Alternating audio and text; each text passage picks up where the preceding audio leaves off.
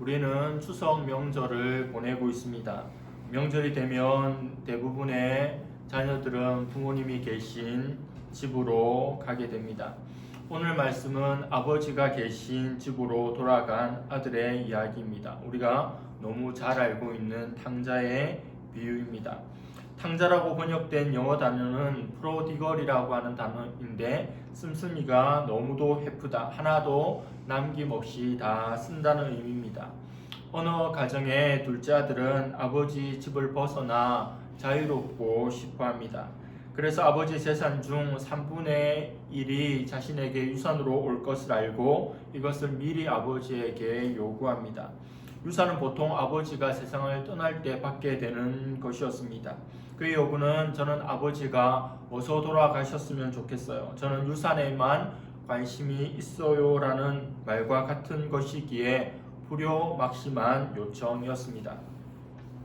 그런데 어찌된 연문인지 아버지는 아들의 청을 들어줍니다. 그러자 아들은 기다렸다는 듯이 모든 재산을 처분하여 모아가지고 먼 나라로 떠납니다.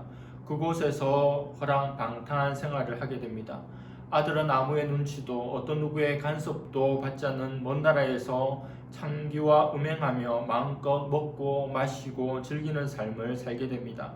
하지만 아무리 재산이 많아도 수입은 없이 지출만 있으면 마침내 바닥나기 마련입니다. 결국 탕자는 자신이 가진 모든 것을 허비하게 되었고 설상가상으로 그 나라의 흉년까지 들게 되었습니다.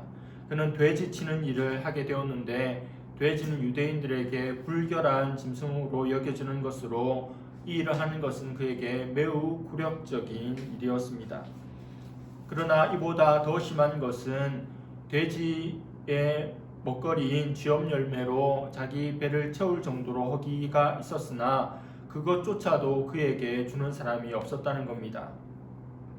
그는 너무도 비참하고 고통스러운 와중에 고향과 아버지에 대한 생각을 하게 됩니다. 이제 정말 견딜 수 없는 지경에 이르게 되죠. 그러고는 스스로 돌이켜 자신의 책임을 생각하게 됩니다. 아버지의 집에서 일하는 종보다도 못하게 비참하게 살아가는 자기 자신을 깨닫게 됩니다. 그리고 하늘과 아버지께 죄를 지었기에 집으로 돌아가 용서를 구하고 자신을 종으로 받아달라는 요청을 하기로 결심을 하게 됩니다. 아버지께 맞아 죽을까 무섭기도 하고 또 자존심이 상하는 일이기도 하였지만 그래서 망설여지기도 했지만 그는 진실로 자신의 잘못을 뉘우치고 그래서 용서를 받아야 된다고 생각했기에 아버지에게로 돌아갑니다. 죄는 자유를 약속하지만 노예가 되게 합니다. 죄는 성공을 약속하지만 실패를 초래합니다. 죄는 생명을 약속하지만 죄의 삭은 사망인 것을 알아야 합니다.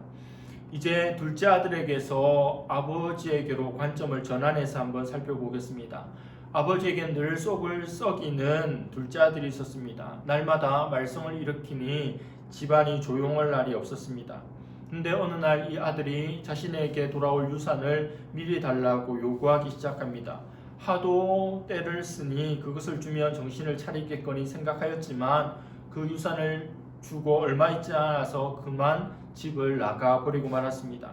며칠 동안은 이놈의 자식이 어떻게 나한테 이럴 수가 있어라고 여기며 말할 수 없는 배신감과 상실감을 느꼈습니다. 그리고 아들을 자신의 호적에 싸에 파버리고 남남으로 원수처럼 여길까 생각도 들었습니다. 그러나 자식이니 그 자식에게 돈을 준 자기 자신을 후회하게 됩니다. 아들이 돌아오기를 바라며 기도하며 하루도 마음 편안하게 잠자리에 든 날이 없었습니다. 아버지는 아들이 집을 나간 이후에 집의 문을 언제나 열어놓았습니다. 또 인근의 마을들이 더 살만한 지역으로 소문이 났어도 그곳으로 이사를 가지 않고 언제 돌아올지 모를 아들을 기다립니다. 그리고 매일 저녁마다 아들을 기다리며 마을 언덕으로 올라가 지평선을 하염없이 바라보며 눈시울을 적시고 집으로 돌아오곤 했을 겁니다. 그런데 어느 날 마을 언덕 위에서 집으로 돌아오는 아들을 발견합니다. 형편없는 몰골을 하고 있었지만 틀림없는 아들입니다. 비참해 보이는 아들을 발견하고는 불쌍히 여겨서 달려갑니다. 목을 안고 입을 맞추고 그를 환영합니다. 그러자 아들이 자기는 아들이 될 자격이 없으니 아버지 집에 종으로 여겨달라고 말하려고 하는 순간 그의 입도 막아버립니다. 중동 지역의 노인들은 체면상 뛰지 않습니다. 그러나 비교적 거리가 멀었지만 아들을 발견하고 아버지는 먼 거리를 달려갔습니다. 두 가지 이유입니다. 첫 번째는 아들을 향한 사랑입니다. 그리고 어서 안아주고 싶었기에 아들을 향해서 뛰어간 겁니다. 두 번째는 구약 율법에 의하면 이렇게 가문과 지역에 불명예를 끼친 이는 사람들의 돌에 맞아 죽어야 했습니다. 자기보다 이웃이 먼저 발견하고 그 아들을 향해 돌을 던질 것을 막기 위해서 가장 먼저 아버지가 달려가서 그 아들을 안아준 겁니다.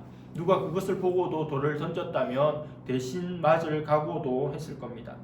우리를 향한 예수님의 사랑을 엿볼 수 있는 장면이죠. 아버지는 아들에게 좋은 옷을 입힙니다. 가락지를 끼웁니다. 신을 신깁니다. 그리고 살찐 송아지를 잡아 잔치까지 벌립니다. 그가 돌아온 것을 기뻐하고 아들의 신분을 단번에 회복시켜 줍니다. 아버지는 죽었다가 다시 살아난 아들, 잃었다가 다시 얻은 아들을 인해 즐거워합니다. 아버지를 만나는 이날, 집으로 돌아온 이날, 아들은 자신의 생각이나 율법대로 장례식이 될 것을 감수하고 왔지만 오히려 큰 기쁨의 잔칫날이 되었습니다.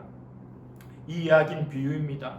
이야기에 나오는 아들은 하나님을 떠난 모든 인생들을 말하는 것이고 아버지는 모든 인생들의 참 아버지인 하나님을 말합니다.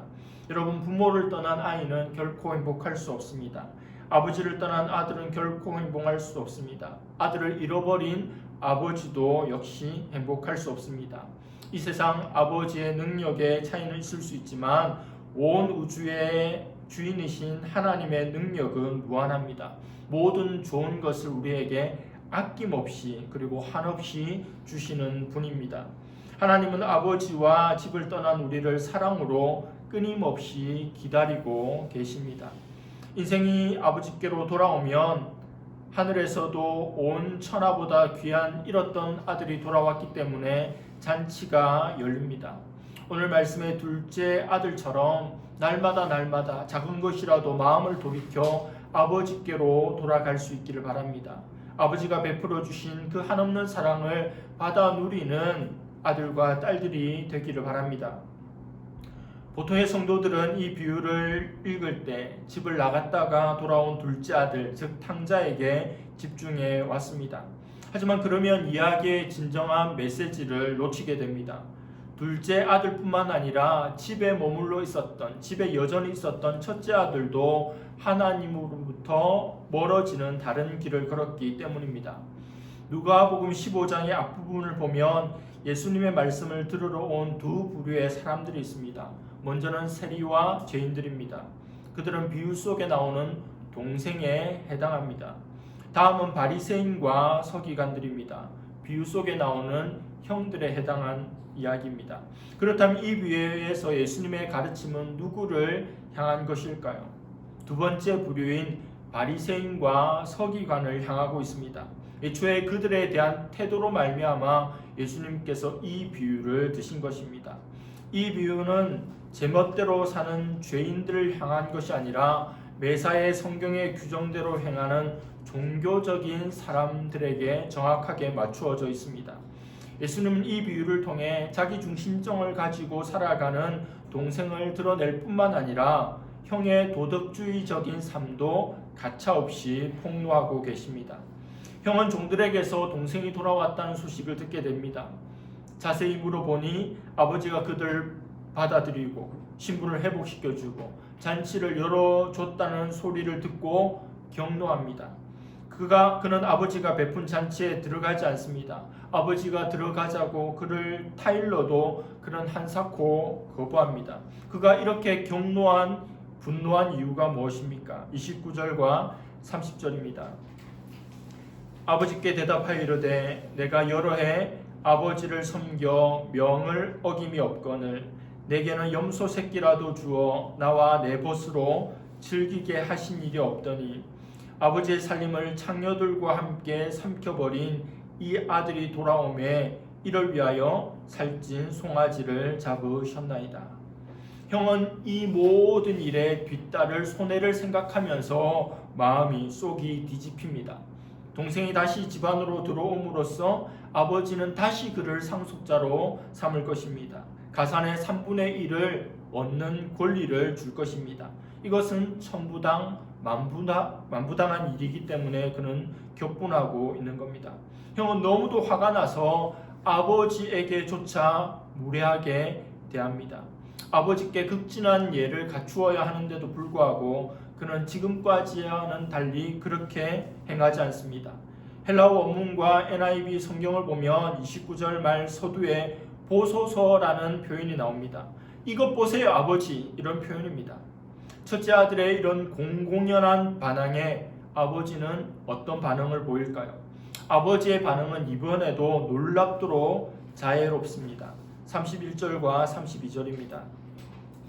아버지가 이르되 예 너는 항상 나와 함께 있으니 내 것이 다 내 것이로되 이 내 동생은 죽었다가 살아났으며 내가 잃었다가 얻었기로 우리가 즐거워하고 기뻐하는 것이 마땅하다 하니라. NIV 영어 성경에는 아들아라고 나옵니다. 아들은 아버지에게 이것 좀 보세요 라고 이야기했지만 아버지는 아들에게 아들아라고 하며 그 아들을 안고자 합니다. 너는 사람들 앞에서 나를 욕되게 하였지만 나는 너도 이 잔치에 동참했으면 좋겠다. 나는 내 동생을 버리지 않을 거고 너도 버릴 마음이 조금도 없다. 이것이 아버지의 마음입니다. 배우 송혜교가 주연한 오늘이라는 제목의 영화가 있습니다. 자신의 약혼자를 죽인 청소년을 용서하고 용서에 대한 다큐멘터리를 송혜교가 찍는데 어느 아이 엄마를 인터뷰하게 됩니다. 그녀는 어렸을 때 오빠로부터 성폭행을 당했습니다. 그래서 경찰서에 신고를 했죠. 근데 엄마는 자신의 행실이 문제라고 오히려 오빠를 두둔하고 감쌌습니다. 그녀는 도무지 이해가 되지 않았습니다. 그녀는 가출을 합니다. 그리고 자기가 아이를 낳고 엄마가 되어보니 그때 엄마의 마음이 이해가 되었다고 합니다. 그때 엄마는 오빠도 자기 자신도 잃고 싶지 않아서 그렇게 했다고 울먹입니다. 비유 속에 아버지도 마찬가지입니다. 둘째 아들도 첫째 아들도 잃고 싶지 않은 겁니다. 비유에 나오는 두 아들을 통해서 예수님께서는 사람들이 행복과 만족을 찾아가는 두 가지 길을 걷고 있음을 보여줍니다. 하나는 도덕적인 것에 순종하는 길이고 하나는 불순종하는 길입니다. 비유 속의 형은 도덕적인 순종의 길을 보여줍니다. 이 관점은 우리가 행복을 추구하기 위해서는 그리고 세상을 행복하게 만들기 위해서는 올바른 도덕성을 갖추는 것이 중요한 것을 보여줍니다. 동생은 일탈의 길을 보여줍니다. 이 관점에 따르면 이 세상이 말하고 있는 전통, 또 규칙, 권위 이런 것들을 다 부숴버리고 내 마음대로 내가 원하는 곳으로 나아가야 행복하게 된다고 생각하며 살아가는 사람들을 보여줍니다. 비유 속에서 예수님의 메시지는 양쪽 다 틀렸다는 겁니다. 양비론을 말씀하는 거죠. 두 아들을 보통 기준으로 보면 하나는 못됐고 하나는 착하지만 예수님의 관점에서 보면 둘 다 똑같습니다. 그래서 비유 속에 잃어버린 아들은 하나가 아니라 둘입니다. 못된 아들은 아버지의 잔치에 들어가는데 착한 아들은 그렇지 않습니다. 창녀들과 놀아난 아들은 구원받는데 도덕적으로 올바른 사람은 잃어버려진 상태입니다. 형이 아버지의 사랑을 잃고 있는 것은 착하기 때문입니다. 그와 아버지를 갈라놓은 것은 그의 죄가 아니라 자기 도덕적 삶에 대한 교만이고 자기의입니다. 둘째 아들은 아버지의 재산을 미리 받아 누구의 간섭도 눈치도 받지 않고 마음껏 쓰며 즐기는 삶을 살고 싶었습니다. 첫째 아들은 아버지께 순종하며 착하게 살았지만 아버지와의 관계가 중요한 것이 아니라 아버지에게 원하는 재산이 있었기 때문입니다. 같은 것을 원했고 다른 길을 걸었을 뿐입니다. 결국 매 한 가지입니다. 두 아들 중 누구도 아버지를 사랑하지 않았습니다. 둘 다 아버지를 이용해 이기적인 자신의 목적을 이루려 했을 뿐이지 아버지를 사랑해서 즐거워하고 함께하고 그래서 아버지를 섬긴 것이 아니라는 말씀입니다. 마찬가지로 종교적인 사람들은 되게 도덕적으로 살면서 그들은 하나님을 수단으로 이용합니다. 그분을 통제하고 자기 생각대로 그분에게 의무를 지웁니다. 행동이 다른 두 형제가 대조를 이루지만 이들의 동기와 목표는 똑같습니다. 하나님은 중심을 보시고 우리 마음을 헤아리십니다. 비유의 말미에 첫째 아들에게 아버지는 참으로 기쁘게 할 수 있는 기회가 주어졌습니다. 그냥 잔치에 들어가면 됩니다. 둘째 아들을 안아주면 되는 것이고 아버지의 마음을 어루만져주면 되는 겁니다. 그러나 그는 노합니다. 거부합니다. 그는 한 번도 아버지 그 자체가 자신의 목적이었던 적이 없었음을 보여주고 있는 겁니다. 유명한 영화 아마데우스 속의 궁정 작곡가인 살리에르는 하나님께 흥정하는 기도를 올려드립니다. 위대한 작곡가가 되게 하소서. 음악으로 주의 영광을 찬미하게 하시고 저도 칭송받게 하소서. 그 대가로 저는 주께 제 순결, 근면함, 겸손, 삶 전체를 드리고 사람들을 최대한 돕겠습니다. 처음에 살리에르는 자기가 드린 기도대로 그리고 맹세대로 그렇게 지키며 살아갔습니다. 그때 음악적인 재능이 자신보다 월등히 뛰어난 모차르트가 등장합니다. 그의 천재성은 하나님께서 주신 거죠. 모차르트의 중간 이름인 아마데우스는 하나님께 사랑받는 자라고 하는 뜻입니다. 그런데 모차르트는 방종을 일삼는 비유 속에 둘째 아들과 같은 삶을 살았습니다. 하나님이 모차르트에게 무모할 정도로 헤프게 재능을 부어주신 것에 살리에르의 마음속에 신앙의 위기가 일어납니다. 살리에르의 말은 비유 속의 형의 말과 너무도 비슷합니다. 도무지 이해할 수 없습니다. 나는 하나님께 재능을 받을 만한 자격을 갖추려고 본능마저도 다 물리치고 있었지만 모차르트는 약혼까지 한 상태에서 온갖 방종을 일삼는데 아무 징계가 없다니요. 하나님 그를 벌 주십시오. 결국 살리에르는 기도가 응답되지 않자 하나님께 이제부터 당신과 저는 적입니다라고 말하고는 모차르트를 무너뜨리려고 합니다. 머지않아 점잖고 신사적이었고 신앙이 있어 보였고 도덕적이었던 살리에르가 속되고 부도덕한 모차르트보다 더 큰 악을 저지를 수 있는 사람으로 변해가게 됩니다. 종교와 담을 쌓은 사람은 모차르트였지만 결국 하나님과 훨씬 더 멀어진 쪽은 독실한 것처럼 보였던 살리에르였습니다. 예수님의 비유와 같습니다. 우리 속에 숨겨져 있는 또 다른 탕자인 첫째 아들의 정체성을 버리기를 바랍니다. 남들을 향해서 정죄하며 판단하며 교만하며 자기의에 빠져 살지 않기를 바랍니다. 그래서 하나님 앞에 인정받아서 하나님과 무언가의 거래를 하며 하나님으로부터 무언가를 받아내기 위하여 하나님을 목적 삼지 않고 수단으로 삼는 우리 속에 꿈틀거리고 있는 욕망을 발견할 수 있기를 바랍니다. 그저 하나님 안에 거하고 하나님과 함께 살아가고 하나님 안에서 누리는 것을 즐거워하고 기뻐할 수 있기를 바랍니다. 아버지의 마음을 알고 아버지를 위해 아버지를 기쁘시게 해드리는 것이 우리의 삶의 목표가 되기를 바랍니다. 탕자만 있는 것이 아닙니다. 팀 켈러 목사님이 쓰신 책 탕부 하나님이라는 제목의 책이 있습니다. 탕부 하나님, 아들 위해서 모든 것을 허비하는 것처럼 보이는, 하나도 남김없이 부어주는 것처럼 보이는 아버지를 표현합니다. 말씀 속에 그 아버지의 모습이 나타나죠. 아버지는 아들의 죄를 따지거나 묻지 않습니다. 그에게 죄책을 따지지 않습니다. 그리고 합당한 응보를 보여주지 않습니다. 아버지는 앞뒤 가리지 않습니다. 재지 않습니다. 아낌없이 여전히 다 부어주는 것이 아버지입니다. 그 탕자가 다시 집을 나가더라도 몇 번에 걸쳐서 그런 일을 행하더라도 그 아버지는 그렇게 했을 겁니다.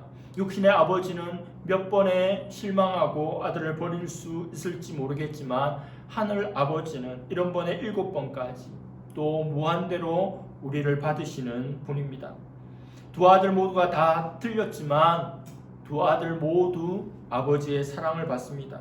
아버지는 두 아들 모두를 자신의 잔치 속으로 불러들입니다. 진정한 형이라면 어떤 대가를 치르더라도 잃어버린 동생을 먼저 찾아 나서야 했습니다. 우리의 진정한 형이신 예수님이 십자가에서 우리 대신 우리 빚을 갚아 주셨습니다. 하나님 아버지는 우리의 죄 문제를 해결하기 위해 하나밖에 없는 아들 예수 그리스도를 십자가에 달아 죽게 만드실 정도로 우리를 사랑하신 분입니다. 마지막으로 키에르케고르가 했던 말을 나누며 설교를 마무리하고자 합니다.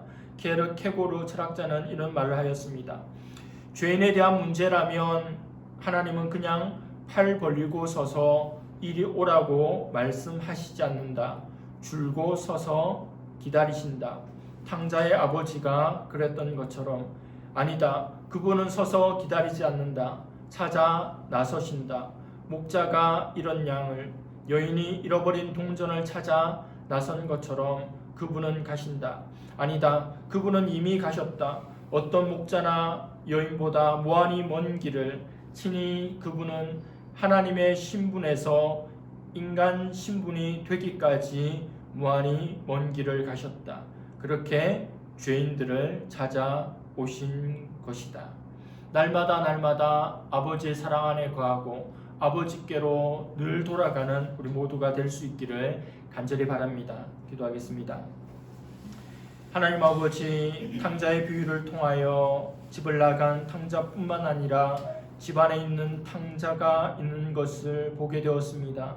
허랑방탕한 삶을 살고 죄의 즐거움에 빠져 살았어도 또 도덕을 붙들고 율법을 붙들고 또 의로움을 붙들고 살았어도 아버지와 아무 상관없는 삶을 살았다면 둘 다 탕자인 것을 보게 되었습니다. 나는 집 나간 탕자입니까? 집안에 있는 탕자입니까?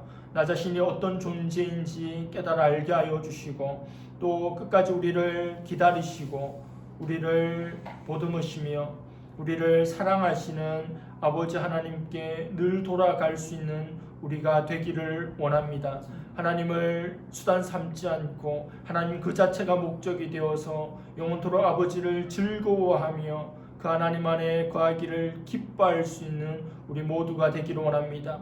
명절에 고향을 찾고 부모님을 찾는 것처럼 우리 영혼의 아버지를 찾고 그 본향을 찾는 순례자의 삶을 한평생 묵묵히 걸어갈 수 있는 우리가 되는 것을 묵상하고 기억하는 이 추석 명절이 되게 하여 주시옵소서. 하나님 아버지, 우리에게 날마다 은혜를 베풀어 주시고 그 은혜의 풍성함으로 살아갈 수 있도록 도와주시옵소서. 감사드리며 예수님의 이름으로 기도드립니다. 아멘.